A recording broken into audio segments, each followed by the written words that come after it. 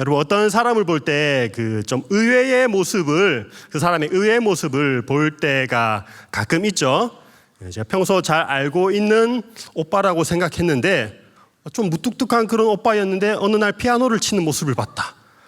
갑자기 이 오빠 뭐지? 약간 이런 생각이 들면서 심쿵하는 그런 순간들이 있습니다. 자매님들도 마찬가지죠. 항상 캐주얼하고 좀 내추럴하게 다니다가 어느 날 결혼식이나 이런 행사가 있어서 풀 메이크업을 하고 원피스를 입고 그렇게 변형된 모습으로 나타났을 때에 형제들이 뭐지?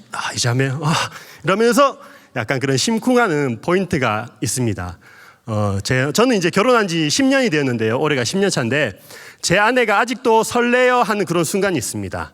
언제냐면은 주일에 아침에 흰색 와이셔츠를 입고 오늘처럼 이렇게 정장을 딱 차려입고 머리에 왁스를 바르고 이런 깔끔한 모습을 보았을 때 제 아내가 설렌다고 이야기를 하더라고요. 왜냐하면 평소에도 저도 이렇게 좀 이렇게 자연스러운 모습으로 했거든요. 여러분들도 그렇죠. 집에 그 몽들어진 티셔츠 그런 거 보통 수련회 단체 티셔츠 집에 많죠. 선교 티셔츠, I love Jesus 이런 거 그런 것만 집에서 입고 있다가 깔끔하게 정장을 입은 모습을 보면 약간 설레인다 이런 이야기를 하는 것을 들었습니다. 오늘 본문의 말씀을 보시면 예수님께서 평소와는 전혀 다른 모습으로 제자들에게 보이시는 그런 장면이 나타납니다. 여러분, 예수님은요 인성과 신성을 지닌 분이셨습니다.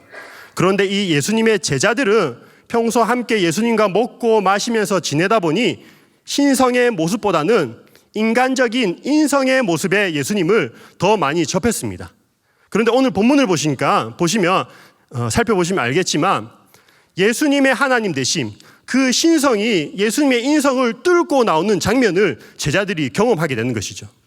도저히 감출 수 없는 그 놀라운 하나님의 영광이 인성 속에 가려져 있던 영광이 육체를 벗어나 신성으로 드러나는 그런 장면을, 놀라운 장면을 이 제자들이 경험을 하게 되는 겁니다.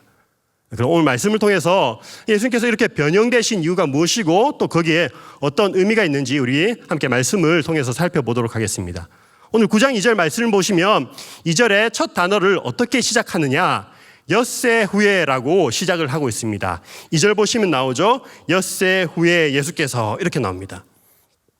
여러분, 마태, 마가, 누가, 요한복음이 있지만 복음서가 있지만 각 그 복음서를 기록한 저자마다 문체의 특성이 있습니다. 마가는 마가복음을 전체적으로 기록할 때에 시간이나 어떤 날짜를 구체적으로 잘 언급하지 않습니다. 마가가 자주 사용한 단어는 즉시라는 단어를 많이 사용합니다. 구체적인 시간을 언급하지 않는데 오늘 본문에서는 정확하게 엿새 후라고 언급하고 있습니다. 어떤 의도를 가지고 그렇게 한 것이죠. 이 엿새 후라는 단어를 통해서 그리고 오늘 본문에 쭉 나오는 그 스토리를 통해서 이 성경을 읽는 유대인 그리고 오늘날 우리가 기억할 수 있는, 생각할 수 있는 본문이 있는데요. 그게 뭐냐면 구약의 시내산에서 모세가 하나님을 만났던 그 장면입니다. 그것을 구약과 의도적으로 연결시키기 위해 이 단어를 사용했다는 것이죠. 출애굽기 24장 16절의 말씀을 제가 한번 읽어보겠습니다.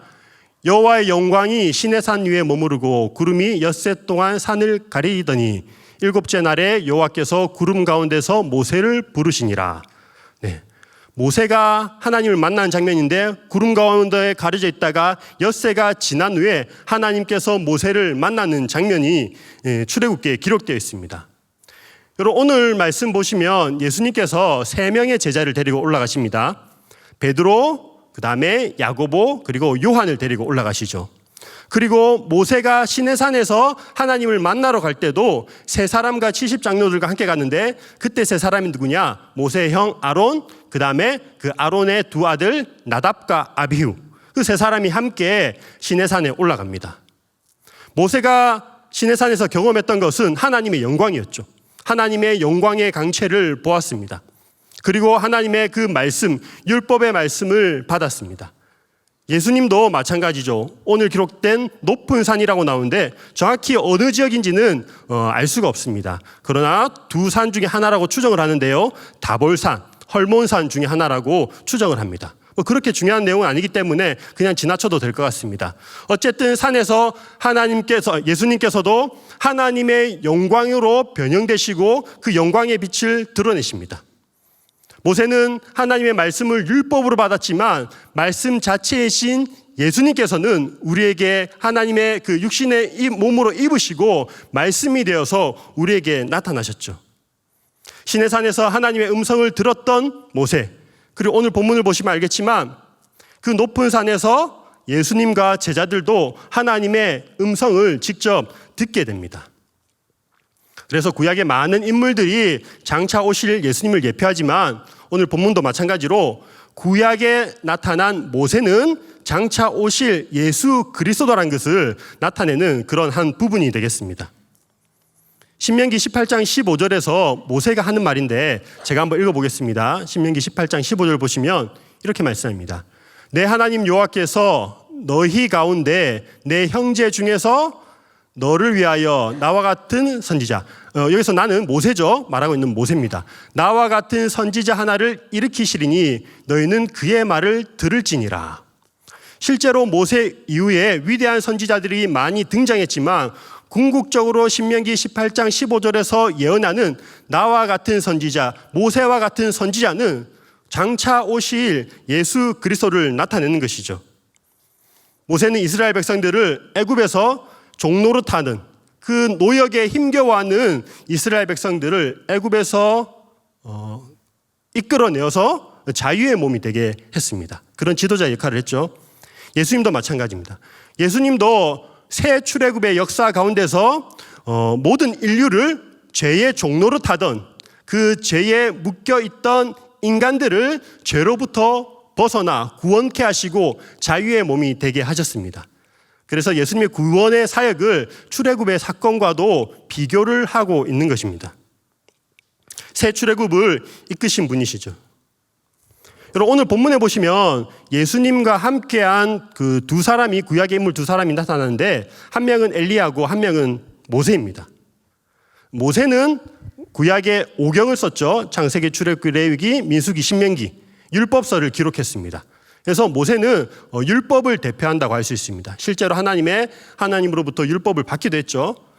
모세는 구약에서 율법을 대표한다고 할 수 있고, 엘리야는 누구입니까? 선지자죠. 선지자를 대표하는 인물로 엘리야가 나타났다고 할 수 있습니다. 그러니까 이 높은 산에서 예수님과 모세와 엘리야가 함께 있다는 것은 그 구약에서 구약 전체, 율법과 선지서는 구약 전체를 의미합니다. 구약 전체에서 말씀하고 있는 그 예언된 메시아가 바로 예수 그리스도라는 것을 확증해 주는 사건이라고 할 수 있습니다. 베드로는 이후에 약간 오해를 해서 모세와 엘리야가 예수님과 어떤 동등한 입장이라고 착각을 하기도 하지만 그런 분이 아니죠. 모세와 엘리야보다 비교할 수 없는 훨씬 더 뛰어난 인물이 예수님이라는 것을, 그 세 사람을 한자리에 드러내놓고 하나님께서 그것을 확증하는 사건이라고 할 수 있습니다. 마태복음 5장 17절 말씀을 우리가 한번 같이 읽어보겠습니다. 같이 읽겠습니다. 시작. 내가 율법이나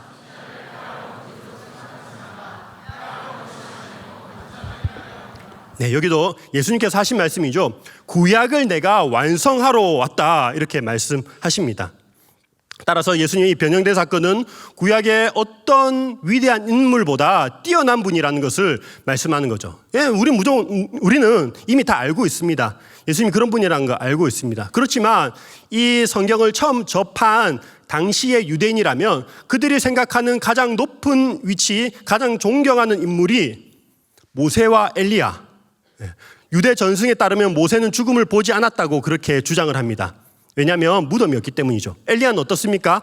하늘로 승천했죠. 죽음을 맛보지 않고 하늘로 승천했습니다. 그렇게 위대한 구약의 인물, 그러나 그 두 인물보다도 훨씬 뛰어난 분이 예수님이라는 것을 마가가 드러내기 위해서 기록을 했다는 것이죠. 많은 선지자 중에 하나가 아니라 유일하신 메시아로서 이 땅에 예수님께서 오셨다는 것을 확증하는 그런 장면입니다. 여러분, 예수님께서 이게 영광의 모습으로 변형되시는데 어떤 모습으로 변형되십니까? 말씀해 보시면요, 스스로 이렇게 변형된 모습으로 나타나십니다. 드러나십니다. 9장 3절에 보면 오늘 본문 9장 3절에 보면은 자세하게 이렇게 묘사가 되어 있습니다. 제가 한번 읽어보겠습니다. 그 옷이 광채가 나며 세상에서 빨래하는 자가 그렇게 희게 할 수 없을 만큼 매우 희어졌더라 라고 말씀을 하고 있습니다. 예수님의 옷이 희어져서 광채가 났다라고 말씀합니다. 뭐 어떤 세탁소에 맡기는 것과 비교가 안 될 정도로 그렇게 세상에서는 경험할 수 없는 하얀 그런 빛깔을 보게 된 것이죠. 옷만 변형된 것이 아니라 예수님의 용모 또한 얼굴 또한 해같이 빛났습니다. 오늘 본문은 기록하고 있지 않지만 동일한 사건을 다루는 마태복음을 살펴보면 예수님의 얼굴이 해같이 빛났다고 표현을 하고 있습니다. 어떤 빛에 대해 반사가 되어서 그렇게 빛난 것이 아니라 예수님의 안에 그런 감추어진 신성, 하나님의 영광의 빛이 발산이 되었다는 것이죠. 구약에서 다니엘이 그 환상 가운데 하나님의 모습을 보게 됩니다. 구약에서 다니엘이 하나님의 모습을 환상 가운데 보는데요. 이렇게 기록하고 있습니다. 7장 9절을 보시면 내가 보니 왕자가 놓이고 옛적부터 항상 계시니가 자정하셨는데 그의 옷은 희기가 눈 같고 그의 머리털은 깨끗한 양의 털 같고 그의 보좌는 불꽃이요 그의 바퀴는 타오르는 불이며 직접 환상 가운데에 다니엘이 하나님을 보게 되고 그것을 묘사한 장면입니다. 그의 옷이 희기가 이렇게 희다 이렇게 말씀하고 있죠. 구약에서 환상 가운데 다니엘이 보았던 그 하나님의 영광이 지금 이 높은 산에서 예수 그리스도를 통해서 드러난 것이죠. 옷이 희게 변하고 용모가 변했다는 것은 빛났다는 것은요. 최고의 영광, 어떤 최고의 순결함, 최고의 거룩함을 나타내기 위한 표현이라고 할 수 있습니다. 여러분 그래서 그 예전에 지금은 잘 그러진 않는 것 같은데 부흥사 목사님들이 그 흰색 정장을 많이 입으셨어요. 흰색 정장을 입으시고 설교하는 경우들이 많이 있었습니다. 제가 청년 시절 때인데요. 제 청년 시절 때 그때 신학을 하기 전입니다. 목사가 될 마음도 전혀 없었을 때. 근데 열심히 신앙생활을 했습니다. 교회에서 청년부 회장으로 섬기고 있었습니다. 근데 참 좀 작은 교회여서 청년들이 다 합쳐봐야 한 10몇 명 정도 되는 그런 교회였는데 우리가 좀 열심히 기도를 해보자. 그래서 연초에 계획 세우기를 한 달에 한 번 우리가 금요일에 기도원에 가서 같이 기도하자 이렇게 계획을 세웠습니다. 그리고 오늘처럼 이렇게 금요 기도회 드리고 금요 기도회를 드리고 마치고 한 10시 반쯤 10시 좀 넘은 시각이 되어서 이제 스타렉스 봉고를 타고 기도원에 가는 거예요. 양산에 가시면 감림산 기도원이라는 데가 있습니다. 제가 그때 부산에 살았거든요. 양산에 가면 감림산 기도원이라고 있는데 그때 기도원에 사람들이 참 기도를 하러 많이 갔습니다. 그래서 청년들하고 같이 가서 이제 딱 내려서 뭐 하겠습니까? 도착하면 배고프죠. 컵라면 한 개씩 딱 먹고 컵라면 한 개씩 먹고 이제 진짜 산에 가서 기도를 하는 거예요.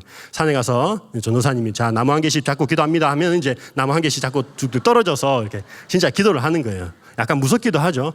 그렇게 한 달에 한 번씩 갔던 경험이 있습니다. 근데 어느 날은 그 기도원에 사는 집회가 있었는데 그 집회에 참석을 하게 된 거예요. 여러분 그 저녁 시간에 얼마나 피곤합니까? 금요일 저녁 시간에 일하고 마치고 올라가서 기도원에 간다는 거 그것도 금요 기도 드리고 또 간다는 게 참 피곤한 일인데 어쨌든 기도원에 가니까 이미 수많은 사람들이 앉아 있는 거예요. 의자도 없이 바닥에 앉아서 여러분 기도원 사운드 아시죠? 쿵쾅쿵쾅쿵쾅쿵쾅 하면서 막 참 아십니까? 성령의 불길 하면서 이미 너무 뜨거운 거예요. 그래서 피곤하지만 나도 오늘 뭔가 하나님 만나고 싶다. 영적인 체험을 하고 내려가야 되겠다. 그런 마음 먹고 참석을 하고 있었죠. 근데 아니나 다를까 목사님께서 말씀을 전하시는데 어느 순간 목사님 몸이 이렇게 붕 뜨더니 목사님이 이렇게 손과 얼굴만 보이는 거예요. 와, 내가 오늘 진짜 하나님 만나는 것 같구나. 그 착각을 했죠. 근데 알고 보니까요. 그때 목사님이 하얀색 정장에 흰색 넥타이 그리고 뒤에 흰색 커다란 화이트보드를 세워두고 이렇게 설교를 하시는 거예요. 너무 그날따라 유달리 너무 피곤해서 이렇게 깜빡 졸다가 한번 딱 봤는데 그런 환상 아닌 그 착각을 불러일으키는 장면을 본 거죠. 헛것을 본 거죠, 한마디로. 여러분, 하나님의 영광이란 거, 이 세상에서 볼 수 있는 어떤 밝은 빛보다 어떤 깨끗한 옷과는 비교할 수 없는 그 무엇이 있는 것 같습니다. 인위적으로 우리 교회를 전체 다 하얗게 페인트 칠하고 우리가 전부 다 흰 옷 입고 참석한다고 해서 하나님의 영광을 누릴 수 있는 것은 아니죠. 사실요, 우리가 하나님의 영광을 직접 보게 된다면 어떻게 될까요? 우리는요, 다 죽습니다. 제 말이 아니라 성경에 그렇게 기록되어 있어요.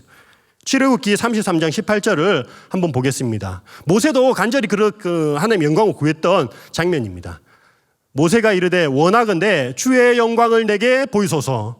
그 산 가운데서 주의 영광을 내게 보여주소서라고 모세가 요청을 합니다. 그러자 하나님께서 이런 말씀하십니다. 20절부터 22절까지 말씀인데요. 또 이르시되 내가 내 얼굴을 보지 못하리니 나를 보고 살 자가 없음이니라. 여호와께서 또 이르시기를 보라 내 곁에 한 장소가 있으니 너는 그 반석 위에 서라. 나무 위에 서라는 거죠. 내 영광이 지나갈 때에 내가 너를 반석 틈에 두고 내가 지나도록 내 손으로 너를 덮었다가 손을 거두리니 내가 내 등을 볼 것이요 얼굴은 보지 못하리라.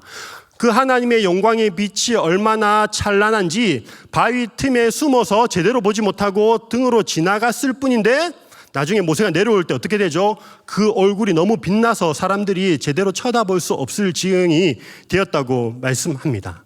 여러분, 물론 하나님을 의인하한 그런 표현입니다. 그렇지만 인간은 죄가 있기 때문에 거룩하신 하나님을 직접 보게 된다면 죽게 되는 거죠.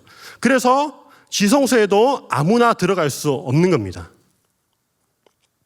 그런데 이 하나님의 영광의 빛을 보게 된 그런 계기가 있는데 그게 무엇이냐?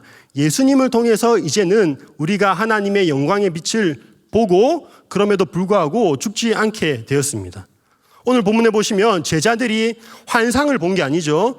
높은 산에 올라가서 직접 예수님의 변형되는 모습을 보았고 그 신적인 빛, 하나님의 영광의 빛을 그들이 두 눈으로 직접 보았음에도 죽지 않았습니다.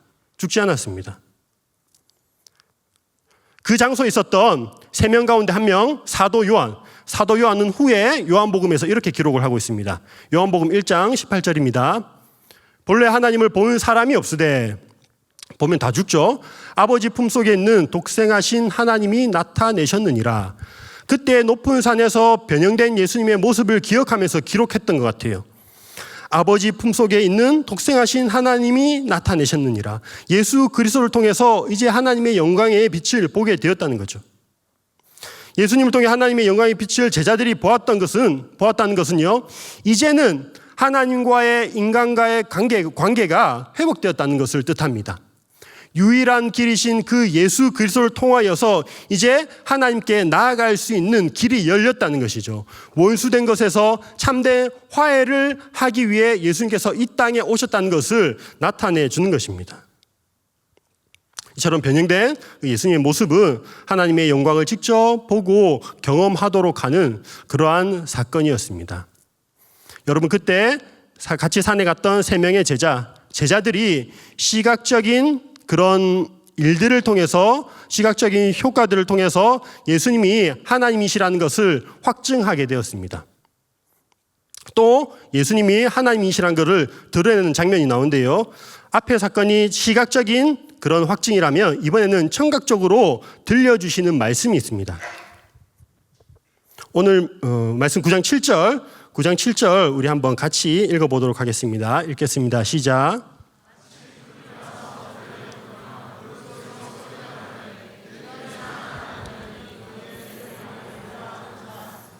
네, 예수님의 모습이 변형되고 하나님의 음성이 직접적으로 들렸습니다. 이는 내 사랑하는 아들이니 너희는 그의 말을 들으라. 여러분, 이 성경 이 부분을 읽으면은 또 떠오르는 장면이 있을 거예요. 언제입니까? 예수님이 사역을 처음 시작하실 때 세례 요한으로부터 세례를 받을 때에 하늘이 열리고 하늘로부터 음성이 들리는데 말씀하시죠. 이는 내 사랑하는 아들이라 라고 하나님의 음성이 들립니다. 그때에 들렸던 음성이 예수님을 향한 음성이라면 이 장면에서의 음성은 함께 있던 제자들을 위한 하나님의 음성이라고 할 수 있습니다. 왜냐하면 이후에 또 너희는 그의 말을 들으라라고 명령하고 있기 때문이죠. 어쨌든 이 하나님의 음성, 이는 내 사랑하는 아들이다라는 분명한 말씀을 그들의 귀에 들려주심으로 인해서 제자들이 예수님이 하나님이시라는 것. 하나님의 아들은 하나님과 본체가 동일하시죠. 예수님이 곧 하나님이시라는 것을 확증하는 사건이라는 겁니다. 분명히 알게 되었다는 겁니다. 여러분, 예수님의 본성이 두 가지가 있다고 말씀드렸습니다. 인성이 있고 그리고 신성이 있습니다. 완전한 인간이자 완전한 하나님입니다. 여러분, 예수님께서 어느 날은 인간적인 모습을 했다가 갑자기 3단 변신하듯이 변신해서 어느 날은 하나님 되고 어느 날은 또 변신해서 인간이 되고 그런 거 아닙니다. 예수님 안에 인성과 신성이 동일하게 존재하고 계십니다. 그렇지만 오늘 사건에서는, 오늘 장면에서는 예수님의 신성, 하나님 되심을 더 분명하게 드러내는 장면이라고 할 수 있습니다. 예수님의 제자들은 예수님과 실제로 먹고 자고 함께 생활을 했겠죠. 그래서 예수님의 그 인간적인 모습을 많이 보았습니다. 여러분, 아무리 위대한 사람이라고 할지라도 그 사람과 좀 친하게 되면 별로 대단하게 보이지 않는 그런 순간들이 있습니다. 맞죠? 제가 아는 그 선교단체 간사님이 어릴 때 나얼과 친구였다고 해요. 나얼 아시죠? 가수 나얼. 바람기억인가? 불렀던 가수. 우리나라 뭐 3대 대장 아닙니까? 김나박. 이도 있습니까? 김나박이. 하여튼 그 가창력 좋은 나얼인데 그 간사님이 얘기하기를 나얼 어려부터 같이 지냈는데 노래 부르는 것도 많이 들었는데 그 정도까지는 아닌데 사람들이 왜 그런지 모르겠다 이야기를 하더라고요. 예. 속으로 생각했죠. 너무 위대한 사람을 가까이 있어서 제대로 평가하지 못하는 것 같다. 선지자가 고향에서 인정을 받지 못하듯이 그런 느낌. 제가 집에서 인정을 그런 느낌. 제자들은 예수님이 기적을 행하는 것을 보았고 또 하나님의 말씀을 예수님으로부터 말씀을 들었습니다. 그러나 이번 사건을 통해서 또 다른 또 새로운 예수님의 어떠한 모습을 보고 깨닫게 되었죠. 자신들과는 전혀 다른, 그리고 우리가 생각하던 랍비 스승과는 전혀 다른 차원의 초월적인 분이라는 것을 깨닫게 되었습니다. 여러분, 예수님 어떻게 생각하고 계십니까? 예수님을 인간적인 관점에서만, 나의 인간적인 관점에서만 너무 예수님을 쉽게 생각하는 건 아닌지 모르겠습니다. 예수님을 그저 나에게 좋은 말씀을 해주시는 상담자나 위로자 정도로 생각하는 그런 사람들이 있습니다. 의도한 것은 아닌데 오늘 그 찬양 중에 주는 나의 친구라는 찬양이 있었잖아요. 주는 나의 친구. 여러분, 예수님과 친구하면 안 됩니다. 예수님하고 나이 차이를 생각해 보세요. 몇천 년 차이가 나는데 그 버릇 없는 거예요. 물론 뭐 그 가사의 의미를 무슨 의미인지 알 수는 있죠. 그리고 예수님께서 우리를 친구 삼아 주신 것, 그건 너무나도 은혜롭고 감격스러운 일이죠. 그렇지만 내가 먼저 주님 먼저 친구합시다 악수 내밀면 그러면 안 된다는 거예요. 예수님의 신적인 그런 권위가 떨어지게 됩니다. 우리가 신앙생활을 하면서요, 긴장감이라는 게 굉장히 중요해요. 인성과 신성과의 긴장감, 사람 사이에도 마찬가지죠. 이 긴장감을 잘 유지할 수 있어야 됩니다. 그래야지 어떤 사람을 올바로 대할 수가 있는 거죠. 부모들도 마찬가지입니다. 부모님들도 자녀를 대할 때 너무 친구 같은 모습만 보여서는 안 되죠. 때로는 부모로서의 권위를 지킬 줄 알아야 됩니다. 저는 집에서 주로 이렇게 잘 받아주는 편이에요. 근데 그런 긴장감을 형성하는 사람은 저희 아내가 주로 형성을 합니다. 그래서 친구같이 너무 잘 놀아주고 아이들하고 잘 대해주죠. 그리고 항상 좋은 말을 합니다. 근데 어느 순간 돌변하죠. 좋은 말 할 때 밥 먹어라. 분명히 좋은 말이긴 좋은 말인데 느낌이 약간 싸해지는. 아이들이 이제 슬슬 이제 엄마가 이제 변형되려고 한다. 약간 긴장하는 듯한 느낌이 들죠. 그리고 더 무서운 건 뭡니까? 이름을 풀네임으로 부를 때, 성을 붙여서 부를 때 스타카토 딱딱딱 끊어가지고 영, 밥 먹어라 이러면 이제 슬슬 긴장되기 시작한 거죠. 여러분, 우리가 예수님을 대할 때에 그런 어떤 하나님으로서의 높은 존재로서의 그런 인식이 약해지면 어떻게 되겠습니까? 내가 필요한 것만 요구하게 돼요. 하나님 이거 해주세요. 이거 해주세요. 저거 끊임없이 요구를 합니다. 투정을 계속 부르게 되는 거죠. 나의 필요를 요구하고 그러다가 내가 원하는 것을 하나님께서, 예수님께서 들어주지 않으면 그것에 대해서 섭섭해합니다. 서운한 마음을 가집니다. 여러분, 주는 토기장이 나는 지능, 어떤 모습으로 나를 믿으셔도 나는 아무 할 권리가 없는 존재임에도 불구하고 너무 그렇게 가깝게 지내는 것지만 너무 쉽게 생각하면 하나님의 그 높으신 위엄과 영광에 대해서 묵상하지 못한다면 하나님에 대한 불평과 원망이 터져 나올 수 있다는 거죠. 여러분, 그러한 하나님의 하나님 되심, 예수님의 하나님 되심, 그 신성을, 그 영광을 깊이 경험한 적이 있으십니까? 우리는 성경을 통해서 예수님을 압니다. 우리의 지성을 통해서, 우리의 인식을 통해서 예수님을 알고 예수님을 믿습니다. 또한 신앙생활 가운데 하나님께서 특별한 그런 일들을 통해서 우리에게 감정적으로 터치해 주시고 하나님이 하나님 되심을, 하나님이 정말로 살아계신 하나님이란 것을 우리 가운데 드러내 보여주시는 그런 영광의 순간들이 있습니다. 우리가 흔히 하나님을 만났다라고 그렇게 표현을 하죠. 하나님을 만났다는 것은 어떤 환상을 보거나 어떤 소리를 듣거나 그렇게 하나님을 만나는 것을 뜻하지 않습니다. 직접 하나님을 만났다, 하나님의 목소리를 들었다라고 말하는 사람들 대부분은요, 좀 돌봐줘야 할 사람들입니다. 그런 사람 신령하다고 생각하시면 안 돼요. 모든 사람이 하나님을 같은 방식으로 만나는 것도 아닙니다. 하나님은 다양한 방법으로 그 사람을 만나주십니다. 지적인 사람들은 지적인 그런 부분을 통해서 만나주시고, 감정적인 부분 사람들은 그런 부분을 또 마음을 터치하실 때가 있죠. 오늘 말씀에서도 베드로, 야고보, 요한을 데리고 올라가십니다. 보통 예수님의 수제자라고 하는데 사실 수제자라 하기는 좀 그렇죠. 왜냐, 베드로는 성격이 불같이 급했어요. 또 그리고 야고보도 요한도 별명이, 둘이 형제인데 별명이 뭐냐면 울의 아들입니다. 번개의 아들. 그래서 예수님께 한번 이렇게 이야기합니다. 우리가 사마리아 사람들을 그냥 불 내려가지고 다 그냥 끝장을 내버리면 안 되겠습니까? 할 정도로 굉장히 그런 과격한 성격의 소유자였습니다. 어떤 지적인 것보다 행동이 앞서고 어떤 감정적인 부분에 더 동료가 되었던 사람인 것 같습니다. 그 세 명을 데리시고 예수님께서는 예수님의 변형된 모습, 그 시각과 청각을 통해서 직접 하나님 되심을 경험하도록 하십니다. 그리고 나머지 제자들에게는 어떻습니까? 나머지 제자들도 예수님의 영광을 보지 못한 건 아니에요.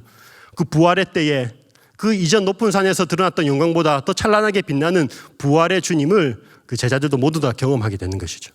우리도 마찬가지입니다. 우리도 결국은 마지막 때에는 그 찬란하게 빛나는 위대하고 위험한 하나님의 영광을, 예수 그리스도의 영광을 우리가 경험하게 될 줄로 믿습니다.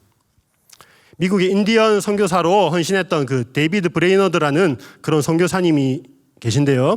그 선교사님께서 하나님을 만났던 순간을 글로 기록한 글이 있습니다. 제가 한번 읽어보도록 하겠습니다.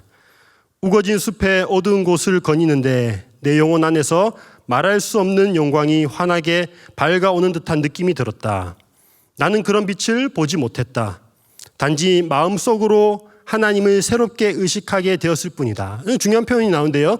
마음속으로 하나님이 살아계시다는 걸 알고 하나님이 사랑이 하나님이라는 걸 알지만 아는 것이 뭔가 나에게 새롭게 의식이 되었다는 것이죠. 전에는 그런 경험은 물론 그와 비슷한 경험조차 해본 적이 없었다. 나는 경이감에 사로잡혀 가만히 서 있었다. 성삼위의 하나님 가운데 성부나 성자 또는 성령 가운데 한 분을 특별히 의식한 것도 아니었다. 그저 하나님의 영광이 온전히 느껴졌을 뿐이었다. 그런 영광스러운 하나님을 의식하는 순간 내 영혼은 말로 다할 수 없이 기뻤다라고 기록을 하고 있습니다. 여러분, 데이비드 브레이너드가 하나님의 영광, 하나님의 임재를 깊이 경험했을 때의 감정, 마지막에 나오는 것처럼 말로 다할 수 없이 기뻤다라고 표현을 하고 있습니다. 하나님의 영광을 다양한 방법으로, 그리스도의 영광을 다양한 방법으로 경험하게 되겠지만, 그러나 동일하게 나타나는 반응이 있다면요, 형용할 수 없는 만족감과 평안과 기쁨이라고 할 수 있습니다. 오늘 본문에서 그리스도의 영광을 경험했던 제자들의 반응도 동일했습니다. 9장 5절 말씀을 제가 읽어보겠습니다. 베드로가 말하는 내용입니다. 베드로가 예수께 고하되 랍비여 우리가 여기 있는 것이 좋사오니 우리가 초막 셋을 짓되 하나는 주를 위하여 하나는 모세를 위하여 하나는 엘리야를 위하여 하사이다 하니, 그 세 명, 가장 존경하는 엘리야, 모세, 그리고 그토록 사랑하는 예수님이 함께하는 그 장면, 천상의 모습이죠. 천상에서나 볼 수 있는 그런 천국적인 그런 천국의 모습을 베드로가 경험을 하고 말할 수 없는 감격에 휩싸여서 주님, 제가 여기서 초막셋을 짓겠습니다. 이 순간을 영원히 누리고 싶습니다. 그곳을 떠나기 싫어하는 가장 충만한 만족감 가운데에, 기쁨 가운데에 거하게 됩니다. 여러분 그런 경험 있지 않으신가요? 예배 가운데에 어떤 수련을 통해서 주님 여기가 좋사오니, 이런 표현은 좀 그렇지만 현실은 시궁창인데 지금 집회 예배 가운데 너무 충만한 기쁨 가운데 하나님 여기서 계속 머물고 싶습니다. 그런 경험할 때가 있는 것 같습니다. 저도 그런 경험을 한 적이 몇 번 있는데, 기억나는 건 제가 군대 시절 때에 참석했던 수련회입니다. 군대에서 수련회 가신 분 그렇게 많지 않았을 텐데, 군대에서 1년에 한 번 전 군인이 모이는 구국 장병 수련회 뭐 이런 게 있습니다. 6월 25일 6.25 때를 맞이해서 그 앞뒤 전후로 해서 2박 3일 동안 오살리 기도원이라는 곳이 있거든요. 굉장히 큰 기도원입니다. 거기에 10,000명이 넘는 군인들, 육해공군 해병대까지 다 참석하는 그런 수련회가 있습니다. 보통은 군종들이 참석을 해요. 전군이지만 한 부대에서 몇 명씩만 참석하는 거겠죠. 몇 명씩만 참석하기 때문에 대부분 군종들만 참석하는데, 저는 군종은 아니었거든요. 군종은 아니었는데 저희 중대에서 그 중대장님이 연락이 와서 네가 그래도 매주일 교회를 빠지지 않고 열심히 가니까 네가 갔다 온나 라고 해서 다녀왔습니다. 그때 저의 계급이 일병. 1년이 다 되었는데 이제 일병이었습니다. 일병이었는데 흔한 말로 우리가 그 군번이 꼬였다고 하는데, 제가 진짜 꼬일 대로 꼬인 군번이었습니다. 무슨 말이냐면 제 밑에 후임이 들어오지 않는 거예요. 1년 동안. 남자들은 웃으시는데 무슨 의미인지 아시죠? 그래서 그 온갖 심부름과 잡단 막내 생활, 잡단 일들을 제가 다 하는 거예요. 고참들 빨래하고 개고 넣어주고 뭐 이런 일들, 아침에 일어나면은 제일 먼저 이제 한 명씩 고참들을 깨우는 거죠. 절대 몸에 손을 대면 안 됩니다. 귀에 가까이 가서 누구 병장님 일어나시지 말입니다. 일어나시지 말입니다. 그놈의 말입니다. 일어나시지 말입니다. 그래서 제일 늦게 또 조모를 나가게 되고 또 그런 거기서 구박받고, 그런 생활을 1년 동안 했습니다. 그러면 어떻게 될까요? 마음이 굉장히 가난해지죠. 하나님께서 원하는 상한 심령, 자연스럽게 형성되는 겁니다. 상한 심령, 가난한 심령. 그런 상태에서 2박 3일 수련회를 참석한 거예요. 얼마나 좋습니까? 완전 수련회 갔는데 별들의 잔치예요. 무슨 말이냐? 원스타가 광고합니다. 그리고 투스타가 대표기도 하고, 군대에서 제일 높다는 포스타도 봤습니다. 포스타. 여기가 꽉 차더라고요. 포스타 보니까 정말 이렇게 멋있더라고요. 그분이 대표기도 하고. 그래서 좋은 건 아니고 어쨌든 갔는데 그 수많은 장병들이 있는데, 여러분 솔직히 수련회를 가면 조금 우리가 기대하는 게 있죠. 주님을 만나고 싶기도 하지만 또 한편으로는 자연스러운 만남을 통해서 신실한 믿음의 동력자를 얻고 싶다는, 이성의 동력자를 얻고 싶다는 그런 마음을 품기도 합니다. 우리 남자 형제들 수련회, 여자 자매님들 수련회 가면은 저녁에 자면서 꼭 하는 얘기가 있죠. 오늘 말씀 너무 좋았다 하다가 이 형제 어땠어? 그런 것 같은데 깔때기 이론이라고 하죠. 쭉 해서 이성의 이야기로 마무리되는, 새벽 3시에 잠드는 뭐 그런 일들이 있는데, 그때 그런 찬양 많이 불렀던 것 같아요. 주의 자매가 내려와. 그럼 자매들도 하죠. 이칠레님의 할렐루야 막 이러면서 서로를 추구했던 그런 시간들이 있었습니다. 근데 그 수련회는요, 그냥 앉아있으면 다 시꺼매요. 해병대 있고 뭐 군인들 다 시꺼머니까 그런 생각이 전혀 안 드는 거예요. 정말 긍정적인 의미에서 정말 좋았습니다. 어떤 잡생각, 누구랑 같은 조가 될까, 누가 나를 쳐다보고 있지는 않을까, 그런 생각 전혀 들지 않고 오직 앞만 보이는 거예요. 근데 너무 감사하게 외부교회에서 찬양팀이 왔는데 자매싱어들이 왔어요. 얼마나 좋습니까? 율동하고 그런데, 그러니까 앞만 집중되고 설교에만 집중할 수 있는 그런 수련회 뭐 소그룹 나눔, 레크레이션 그런 거 전혀 없습니다. 아침 먹고 찬양 말씀 기도, 점심 먹고 찬양 말씀 기도, 저녁 먹고 찬양 말씀 기도. 근데 둘째 날에 그런 가난한 심령과 또 예배에 집중된 그런 태도 때문인지 모르겠지만 하나님께서 다 마음 가운데에 찾아오신 것이 느껴졌습니다. 어떤 음성이 들리거나 환상이 보인 것은 아니지만 하나님이 사랑의 하나님이라는 게 그게 느껴지는 거예요. 인격적인 하나님이라는 게, 하나님 정말 인격적인 분이시라는 것이 마음속으로 확 이렇게 와닿는 순간이 있었습니다. 그러면서 거의 저는 잘 울지 않는데 이렇게 자연스럽게 눈물도 흘리고 누가 볼까 봐 막 눈물 훔치면서 기도했던 기억이 있습니다. 제가 지금까지 경험했던 수련회 중에 지금까지도 가장 좋은 수련회 기억으로 남습니다. 우리도 언제 한번 할까요? 남자들만 모아서 수련회. 좋은 경험이 될 것 같습니다. 여러분도 아마 말씀을 하지 않지만 예배 가운데 그런 경험을 하신 적이 있을 겁니다. 예배는 하나님의 영광이 충만한 자리입니다. 단기 선교 가서 그 국내 선교 가서 저녁에 집회할 때 얼마나 좋습니까? 하나님께서 우리와 함께 하심을 그것을 경험하게 됩니다. 수련회 가운데에 예배 가운데 그것을 우리가 주일 예배 가운데에 금요 기도회 가운데에 우리가 그것을 경험할 때가 있습니다. 왜냐하면요, 예배는요 이 땅에서 누리는 천국의 잔치이기 때문입니다. 하나님께서 천국의 그런 모습을 일시적으로 누리게 하도록 우리 가운데에 예배를 허락해 주셨습니다. 하나님을 찬양하고 하나님을 높이는 것. 우리 천국 가면 뭐 할까요? 날마다 예배합니다. 찬양하고 하나님 높이고. 혹시 예배가 너무 지겹거나 힘드신 분 있습니까? 천국 가시는 거 다시 한번 생각해 보시고. 천국 가면 예배만 드리거든요. 예배만 드립니다. 그리스도의 영광을 경험하면요 먼저 충만한 기쁨 가운데 거하게 됩니다. 그리고 두 번째 보이는 반응은 하나님을 경외하는 마음을 품게 됩니다. 예수님의 그런 그리스도의 영광을 보았을 때의 제자들의 반응도 동일했습니다. 오늘 6절 말씀을 함께 같이 읽어보겠습니다. 시작.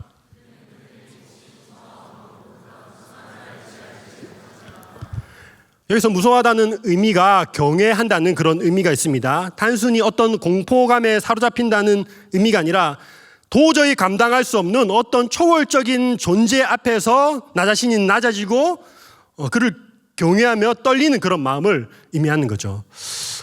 우리가 가끔 대자연 앞에서 그런 것을 경험할 때가 있습니다.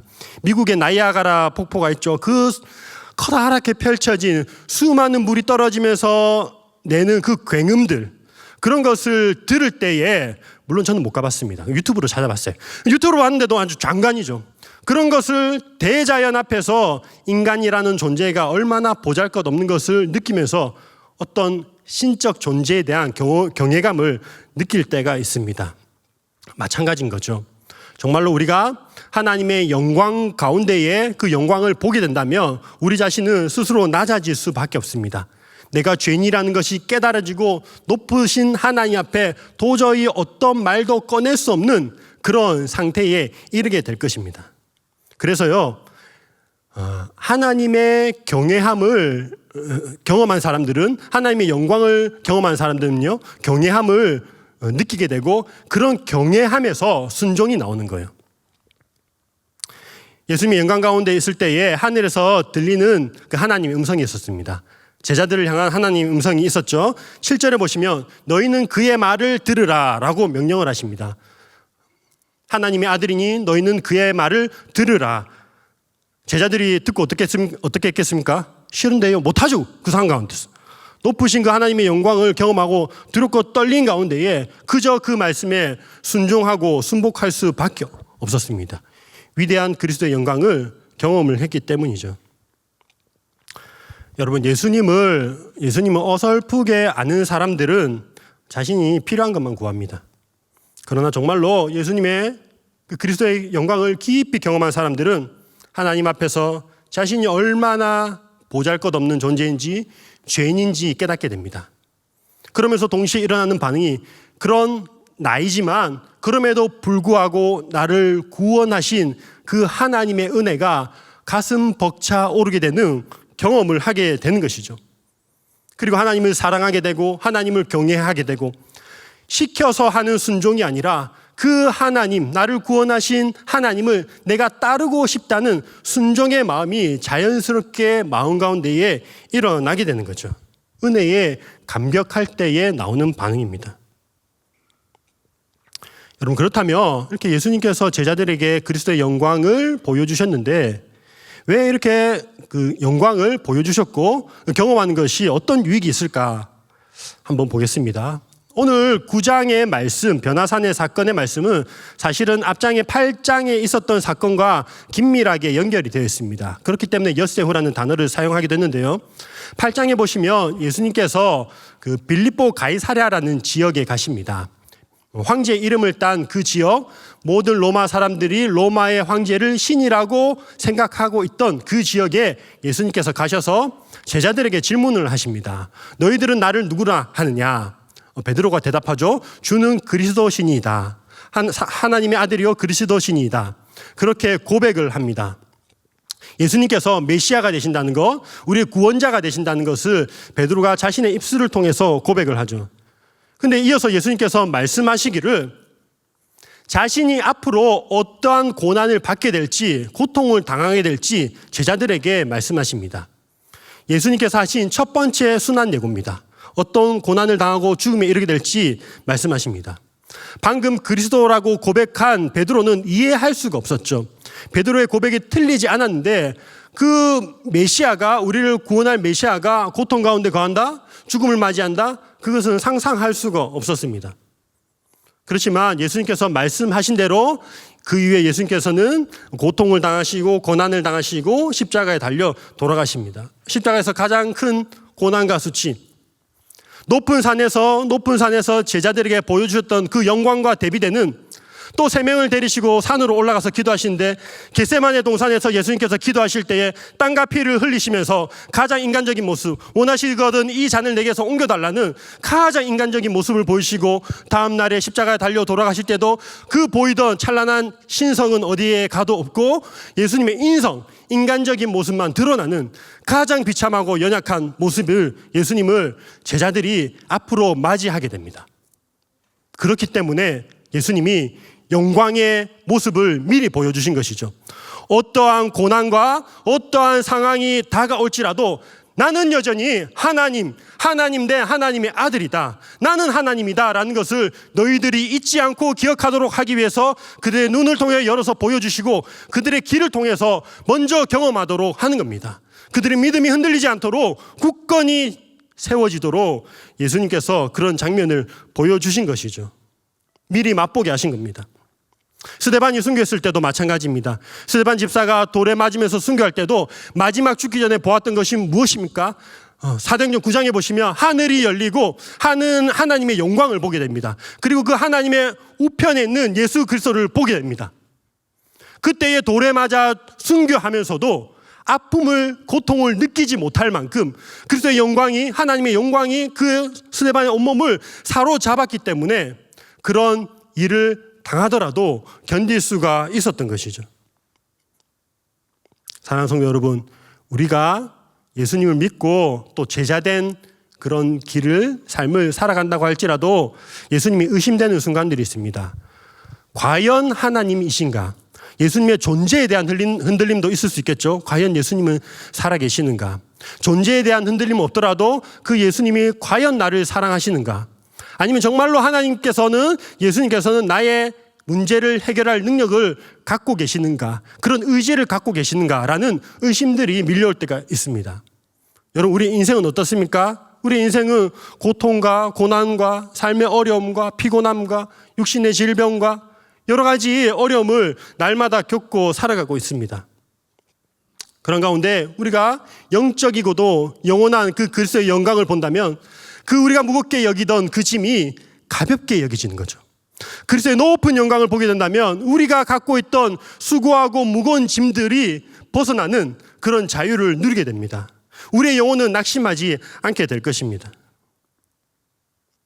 한 집사님하고 신방하다가 집사님이 참 예배를 참석을 잘 하시는 거예요. 수예배, 금요예배, 공적인 예배, 주일예배 너무 참석 잘 하셔가지고 집사님 믿음이 참 좋으십니다. 근데 이런저런 얘기를 하다가 목사님, 제가 이렇게 예배마다 참석하는 건 참 하나님께서 예배마다 부어주시는 은혜가 있기 때문에 그렇습니다. 저는 사실은 살려고 예배 참석합니다. 이런 말씀하시죠. 살려고. 그렇지 않으면 지금 여러 가지 일들로 겪고 있는 어려움을 감당할 수 없기 때문에 예배를 통해서 하나님의 영광을 누리고 그 은혜를 미리 체험하기 때문에 감당할 수 있다라고 말씀하셨습니다.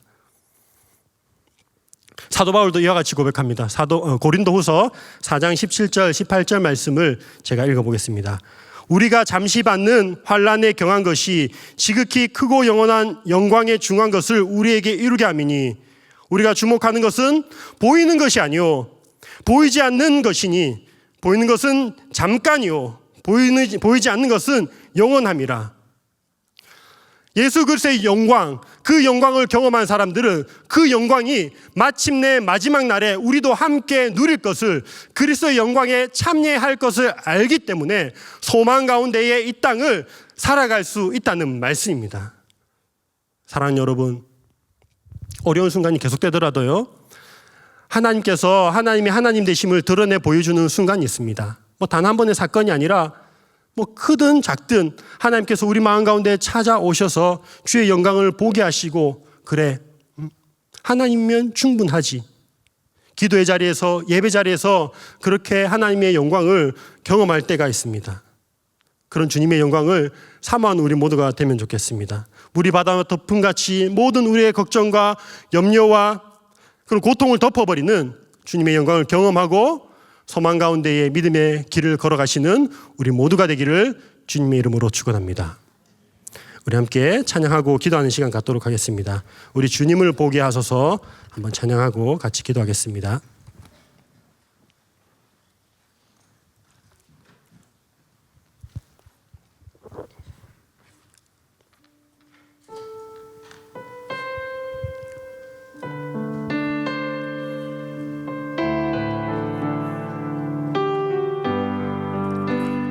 나의 주님께, 나의 주님께 찬양 드리며 그 크신 사랑 주님께 감사해. 어둠 속에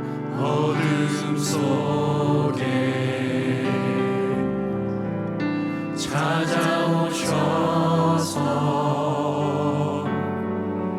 주님의 영광 보게 하시네. 의심하는 나를 손 내밀어 잡아주시네. 두려움만 내려놓고 주 바라봅니다. 주님을 보게 하소서. 주님을 보게 하소서. 나를 붙드소서.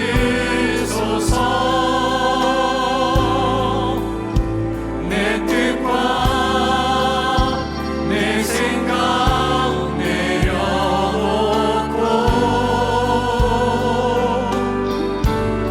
주님 앞에 나 엎드려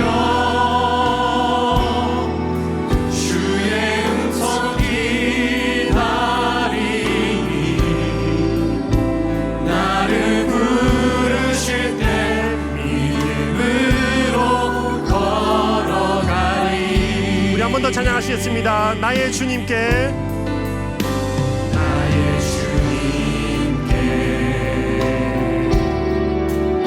찬양 드리며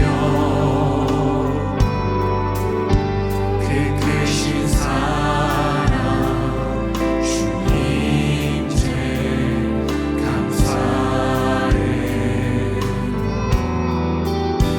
어둠 속에 찾아오셔서 주님의 영광 보게 하시네. 의심하는 나를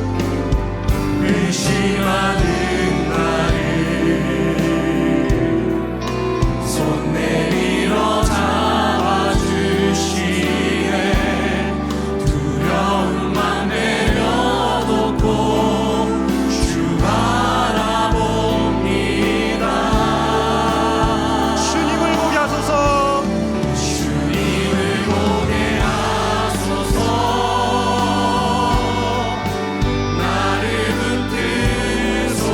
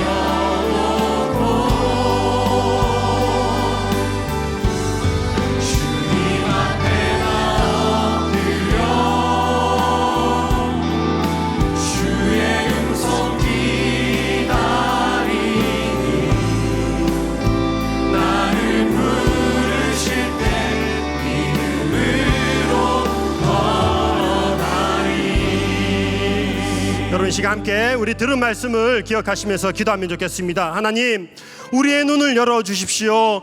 위대하고 아름다운 그 그리스도의 영광을 우리도 보게 하여 주시옵소서.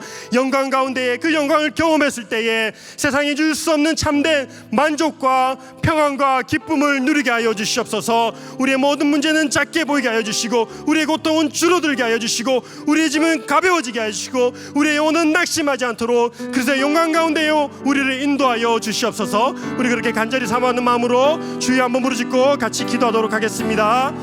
주여, 하나님 아버지, 주의 영광을 보게 하여 주시옵소서.